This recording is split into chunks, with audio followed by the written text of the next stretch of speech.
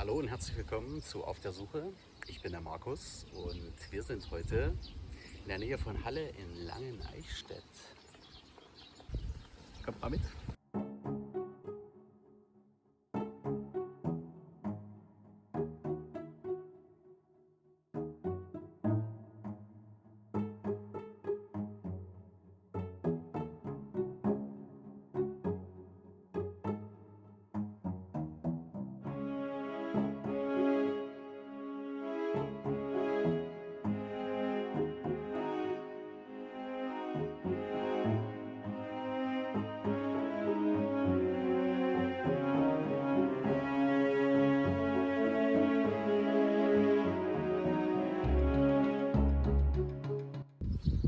Das dort ist die sogenannte Eichstätter Warte.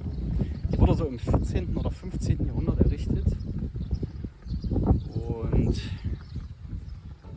wahrscheinlich hat hier auch mal ein älterer Turm gestanden, der aus dem 10. Jahrhundert stammt. Aber wir sind ja nicht deswegen hier. Da gibt es nämlich noch ein paar ganz andere spannende Sachen zu entdecken. Da gucken wir jetzt mal, ob wir das finden. Aha, ich sehe da was.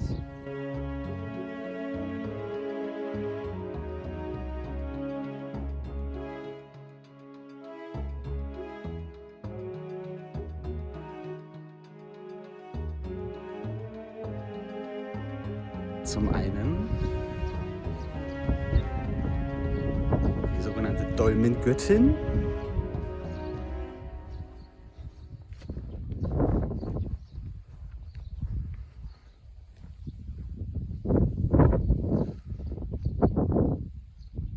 Liebe Dolmengöttin, sei gegrüßt.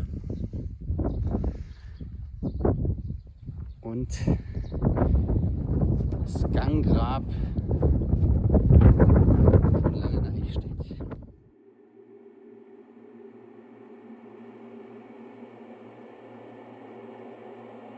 Das Steinkammergrab Langeneichstätt und die Eichstätter Warte befinden sich etwa 20 Kilometer südwestlich von Halle-Saale und sind Teil des touristischen Netzwerks Himmelswege.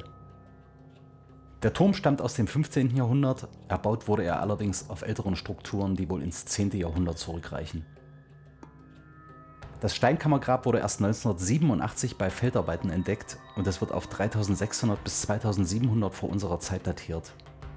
Es wurde erst angenommen, dass es von der Bernburger oder Salzmünder Kultur errichtet wurde. Allerdings wurden in den tiefsten Schichten des Grabes Skelettreste entdeckt, die der Walter-Nienberger Kultur zugeschrieben werden. Hier mal eine Übersicht, zu welchen Zeiten die verschiedenen Kulturen gewirkt haben.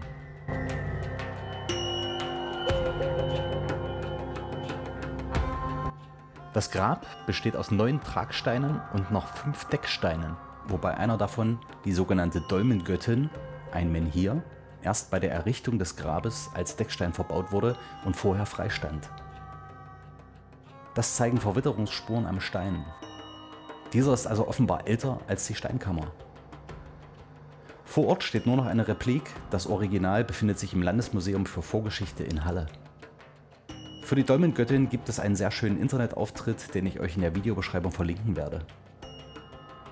Mehrere Decksteine wurden zu weiteren archäologischen Untersuchungen entfernt. Der Boden ist angeblich mit Kalksteinplatten ausgelegt, davon ist aber zurzeit nichts mehr zu erkennen. Die anderen Steine, die hier verbaut wurden, bestehen aus Kalk und Sandstein. Die Anlage hat eine Länge von 5,30 Meter und eine Breite von 1,90 Meter und war ursprünglich 1,70 Meter hoch. Eine Erklärung zur Errichtung dieser Anlage ist nicht zu finden, ich könnte mir diese aber hier tatsächlich so vorstellen, wie es auf der Informationstafel in Drosa beschrieben wird. Bei den archäologischen Ausgrabungen fand man Tierzähne, Knochen, Bronze und Bernstein und ich nehme an, dass einige davon ebenfalls im Museum in Halle ausgestellt werden. In der Nähe wurden durch Luftbildprospektion mehrere eingeebnete Grabhügel entdeckt, die in einer Reihe liegen sollen. Dazu habe ich aber keine näheren Angaben gefunden und auch vor Ort gibt es keinen Anhaltspunkt, wo diese zu finden sind.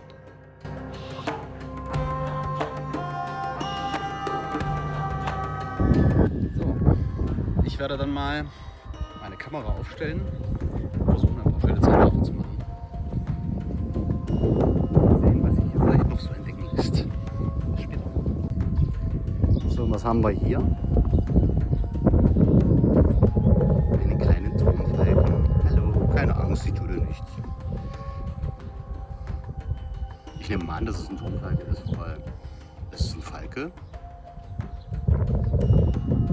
Und hier steht ein Turm.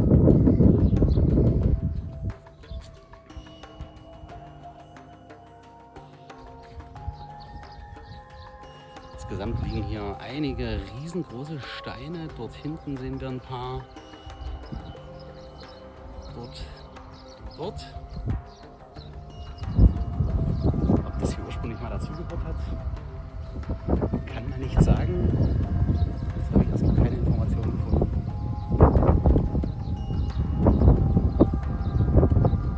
Und ob an der Stelle, wo jetzt dieser Turm steht, vielleicht zu viel früherer Zeit schon mal was anderes gestanden hat, auch vor dem 10. Jahrhundert. Vorstellen könnte ich es mir gut. Auf den Turm kommt man leider nicht hoch.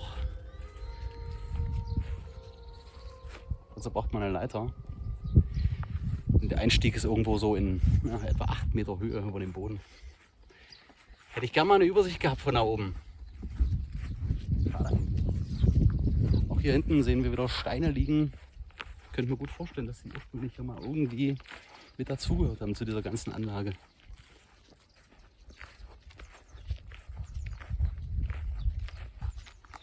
Ich mag solche Orte.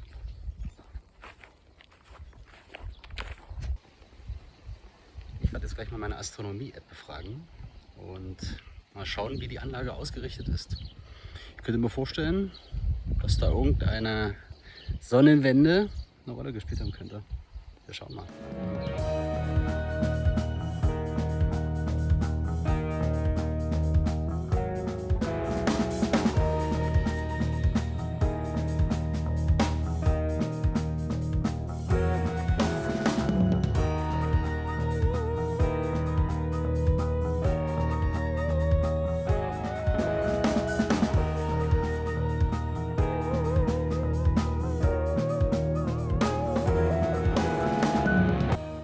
Zur Sommersonnenwende hat diese Anlage offenbar keinen Bezug.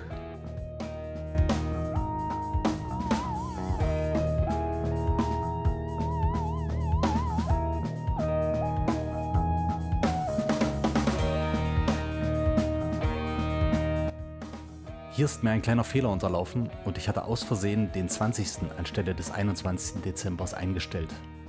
Der Unterschied ist allerdings gering und meine Messmethode sowieso nicht übermäßig genau. Man kann aber doch ganz gut erkennen, dass die Anlage zum Sonnenuntergang zur Wintersonnenwende ausgerichtet zu sein scheint.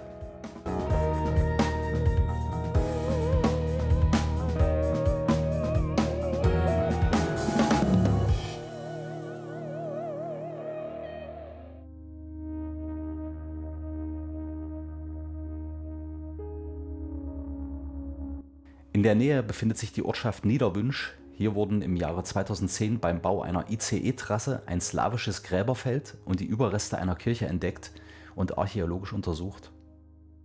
Interessanterweise wurde dabei auch ein Erdstall gefunden, der komplett verfüllt war und unter der Kirche verlief. Erdställe sind soweit nördlich sehr selten, hauptsächlich kommen diese in Süddeutschland und Österreich vor. Vom Landesamt für Denkmalpflege und Archäologie Sachsen-Anhalt wurde mir freundlicherweise die Genehmigung erteilt, Bildmaterial von der Fundstelle zu verwenden. Dafür nochmal vielen Dank. Im Bericht zu diesem Erdstall, den ich euch in der Videobeschreibung verlinke, wird von einer Gleichzeitigkeit der Erbauung von Kirche und unterirdischer Anlage ausgegangen. Allerdings wurden im deutschsprachigen Raum offenbar recht viele unterirdische Anlagen überbaut, sei es durch Bauerngehöfte bzw. alte Rittergute, Kirchen und Kapellen. Ein großartiges Beispiel dafür ist das Gertrudenberger Loch in Osnabrück. Hier wurde wohl um 1140 auf dem Gelände des Klosters ein Brunnen gegraben und dabei eine riesige unterirdische Anlage angeschnitten, die zu dieser Zeit also schon existiert haben muss. Für die, die das interessiert, habe ich in der Videobeschreibung einen sehr sehenswerten Beitrag von Tim von Lindenau verlinkt. Das slawische Gräberfeld bei Niederwünsch wurde etwa vom Anfang des 11. Jahrhunderts bis ins späte 12. Jahrhundert angelegt. Kirche und Erdstall sollen nach Meinung der Archäologen ebenfalls in dieser Zeit geschaffen worden sein. Die Höhe des Erdsteins beträgt maximal 1,10 Meter, teilweise auch nur 60 Zentimeter. Die Gangbreite wird mit 40 bis 65 Zentimetern angegeben. Angelegt wurden diese Gänge im Löss. Der Zugang befand sich an der Ostwand der Kirche und führte in etwa 1,30 Meter Tiefe. Hier wurden Verkohlungsrückstände gefunden, die vielleicht mit einem Brand in der Kirche zusammenhängen können. Über den Zweck dieser Anlagen gibt es die verschiedensten Theorien. Die Mehrzahl der Archäologen geht inzwischen von einer sakralen Nutzung durch das Christentum aus, oder sie werden als Fluchtgänge bezeichnet, wenn kein kirchlicher Bezug besteht. Viele Erdställe enden aber in der Tiefe und haben damit nur einen Eingang. Wie sinnvoll die Flucht in eine solche Anlage ist, darf meiner Meinung nach gern mal hinterfragt werden. Zum Fundort gibt es keine genaueren Angaben, außer dass er sich etwa 1 Kilometer östlich von Niederwünsch befinden soll. An dem von mir vermuteten Ort ist aber keinerlei Spur dieser Ausgrabung vorhanden. Stattdessen habe ich hier eine umzäunte Anlage der Deutschen Bahn gefunden, die für mich wie eine Art gepflasterte Sickergrube aussieht. Weil wir einmal in der Nähe sind, werden wir uns gleich noch den zweitgrößten Menhir Deutschlands anschauen. Der steht nämlich bei Halle in Döhlau. Und da fahren wir jetzt gleich mal noch vorbei, denn der ist wirklich sehr beeindruckend. Bis gleich. Die Steinerne Jungfrau von Döhlau, da ist sie. Der zweitgrößte Menhir Deutschlands. Schauen wir uns jetzt mal an. Direkt hier am Rande einer Kleingartensparte in Döhlau in der Nähe von Halle. Was für ein Riesenteil das ist einfach unglaublich.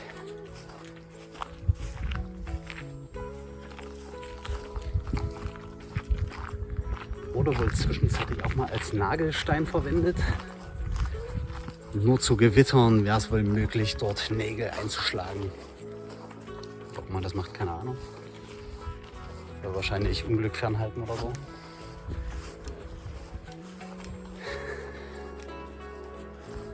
Wahnsinnig schön. Schaut sich einer diesen Koloss an. Der Stein ist jetzt noch etwa 5,50 Meter, eventuell auch 5,80 Meter hoch und soll wohl ursprünglich laut älteren Quellen aus dem 18. oder 19. Jahrhundert mal über 8 Meter hoch gewesen sein. Teile davon abgebrochen sein. Das letzte Mal wohl 1890. Ob das allerdings so ist umstritten. Er ist auch so riesig.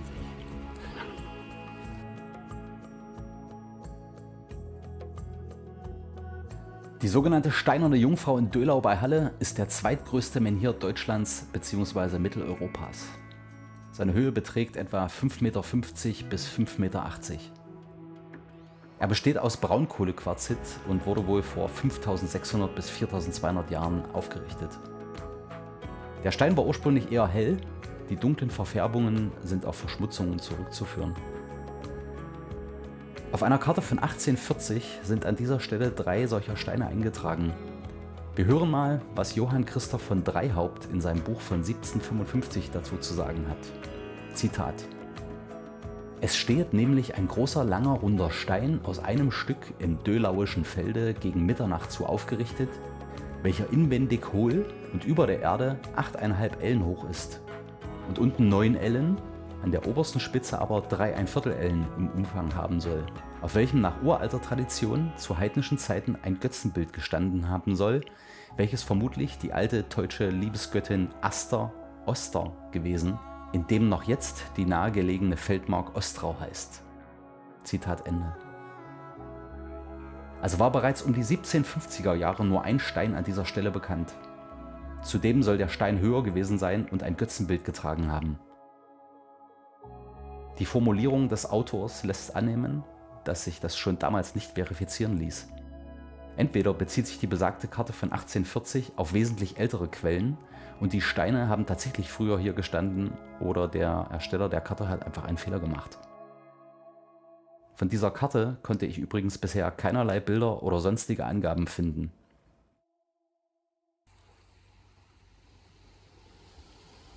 Das ist ein bisschen ausgehöhlt, findet da auch noch irgendwelche Nägel drin. Das heißt, der Stein wurde genagelt. Und zwar richtig. Gucken wir uns gleich noch an.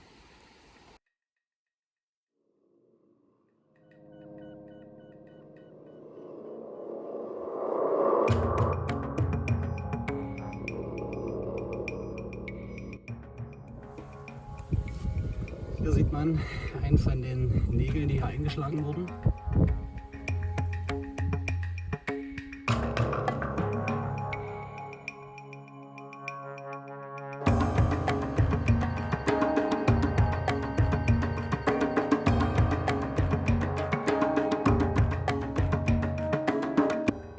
Hier findet man auch noch eine Menge Steine rumliegen.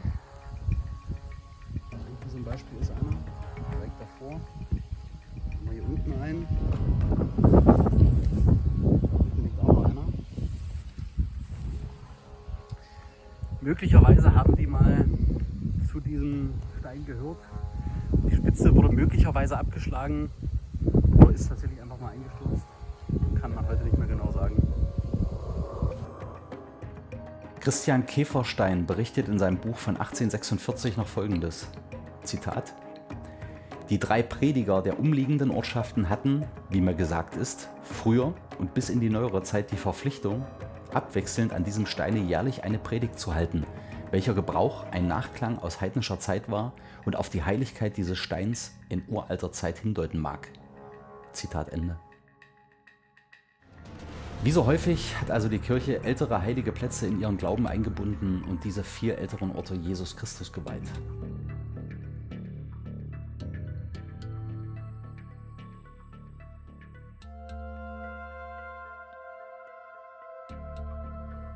Ich werde auch hier mal überprüfen, ob vielleicht hier irgendeine astronomische Ausrichtung stattgefunden hat, so in Bezug auf diese Aushöhlung. Ich kann es mir zwar nicht vorstellen, dass das irgendeine Bewandtnis hat, aber wir schauen es uns einfach mal an.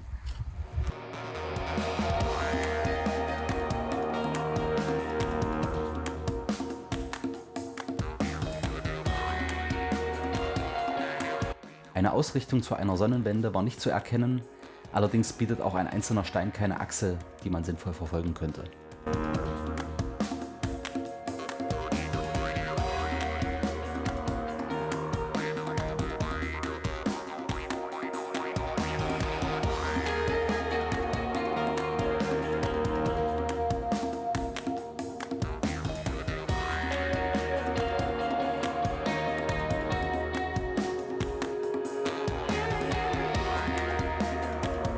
Und wieder der Aufruf an alle Besucher dieser Anlage.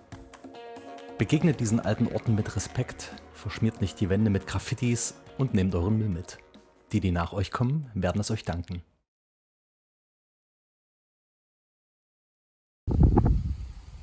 Das war's mit unserer heutigen Tour. Mit dem Großsteingrab Langeneichstätt und der Steinernen Jungfrau in Döhlau. Ich mache mich jetzt wieder auf den Weg nach Hause. Wenn euch das Video gefallen hat, gebt einen Daumen nach oben, abonniert den Kanal und wir sehen uns beim nächsten Mal. Bis dahin, macht's gut.